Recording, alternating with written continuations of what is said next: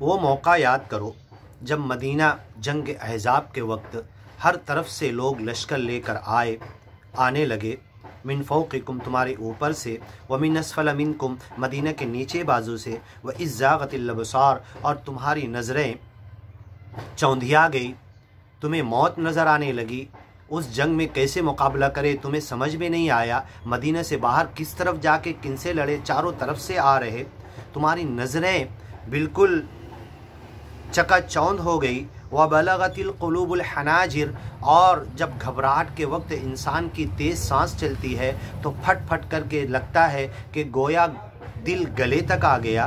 बलगतिल क़ुलूब, दिल पहुँच गए फड़फड़ करते हुए, सर्कुलेशन ज़्यादा होने से, हाई ब्लड प्रेशर होने से, जब ये तुम्हारे दिल में एक खौफ और गम आ गया कि अब कैसे इनसे लड़ें, और दिल तुम्हारे गलों तक पहुंच गए। व तदुन्नून बिल्लाहि दुनूना, और सच्चे मालिक जिस ज्ञान पर तुमने अपना तन मन धन छोड़कर मदीने में तुम आकर रुके थे और उस ज्ञान के लिए पूरी कुर्बानी दे रहे थे, सब कुछ कर रहे थे, लगे हुए थे, उस वक्त तुम्हारी ये हालत हुई कि उस सच्चे मालिक के ताल्लुक़ से शैतान तुम्हारे दिल में अलग अलग वसवसे और बुरे ख्याल डालना शुरू कर दिया, बुरे गुमान डालने लगा। हुनालिक इब्तुलियल मुमिनून, वहाँ पर ज्ञानी महात्माओं को, ज्ञान और ईमान पर आने वालों को कि तन मन धन घर बार सब छोड़ दिया और इधर आकर मदीना नाम के गांव में हमने पनाह लिया ज्ञान को आगे बढ़ाने के लिए। अब तो सब तरफ से फौज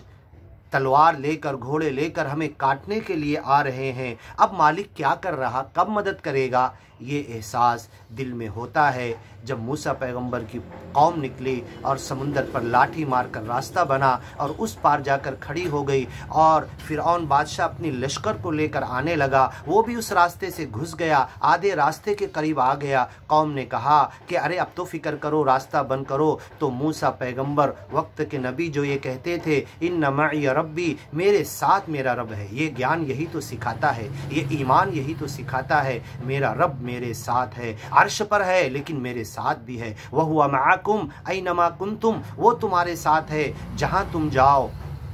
सच्चे मालिक के हुक्म पर अबू बकर अपने ज्ञानी महात्मा के साथ, मोहम्मद पैगंबर मक्का से मदीना छोड़कर रात में निकल गए और एक पहाड़ के खड्डे में जाकर पनाह लिया। दुश्मन वहां तक पहुंच गया तो वहां पर अपने सच्चे ज्ञानी महात्मा से मोहम्मद पैगंबर ने कहा था, जिस मालिक का हमने ज्ञान लिया है वो हमारे साथ है, ला तहज़न, गम मत करो, घबराओ मत, इन्नल्लाह माना, इस पहाड़ के खड्डे में भी मालिक हमारे साथ है, अर्श पर भी है, हमारे साथ यहाँ पर है, वो हमारी मदद करेगा। यही मूसा पैगंबर ने कहा, इन्ना मई रब्बी, मेरे साथ मेरा रब है। और यहाँ पर जब मदीना को हर तरफ से घेर लिया गया, हर तरफ से फौजें आ गई, तो मोमिन दिल में ये गुमान करने लगे कि अब जो सच्चा मालिक हमारे साथ था क्या करेगा, कैसे करेगा, अब वो तमाशा देखना है। अब मूसा पैगंबर की कौम और मूसा नबी को अल्लाह ने कहा कि तुम्हारे मारने से रास्ता नहीं खोला था, वो तो हमने खोला था, लाठी तुमने मारी थी, अब तुम्हारे मारने से रास्ता बंद नहीं होगा।